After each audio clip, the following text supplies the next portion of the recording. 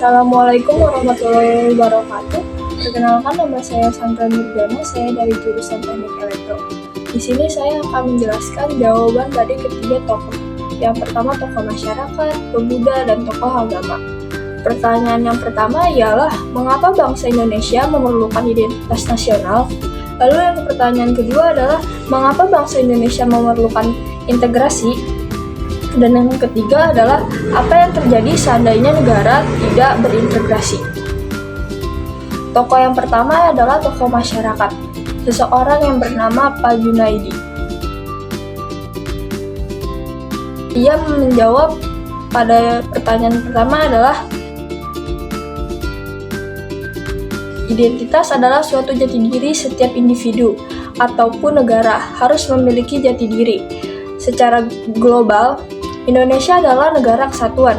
Zaman dahulu bercerai-berai, tidak bisa bersatu. Maka disatukanlah oleh pendahulu-pendahulu kita. Bisa disebut Bhinneka Tunggal Ika. Pertanyaan kedua, ia menjawab, setiap negara harus memiliki jati diri. Kalau tidak memiliki jati diri, maka hancurlah. Bisa hancur oleh negara lain. Integritas itu sangat penting, ataupun kita setiap individu harus memiliki integritas dan hak yang harus dijunjung tinggi. Lalu pertanyaan ketiga adalah, maka hancur.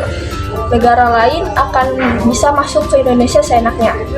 Memang ini sangat penting dan perlu setiap negara mempunyai kewajiban yang jelas.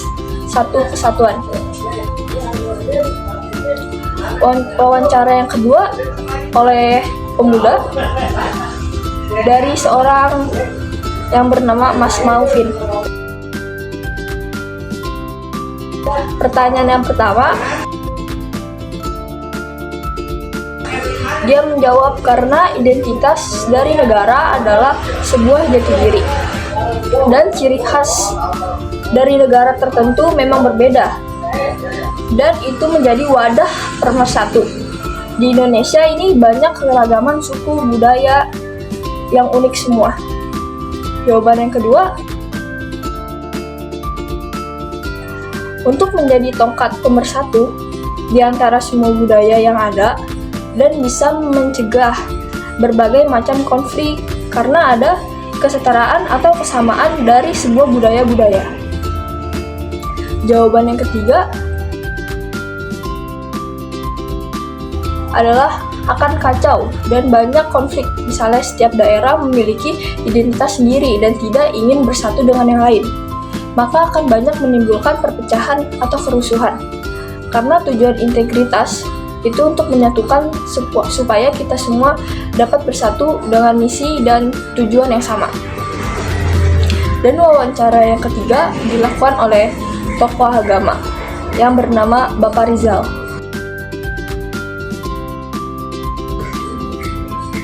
Jawaban dari Bapak Rizal adalah, untuk menunjukkan kita itu bagian dari suatu bangsa, terutama pada saat keluar negeri.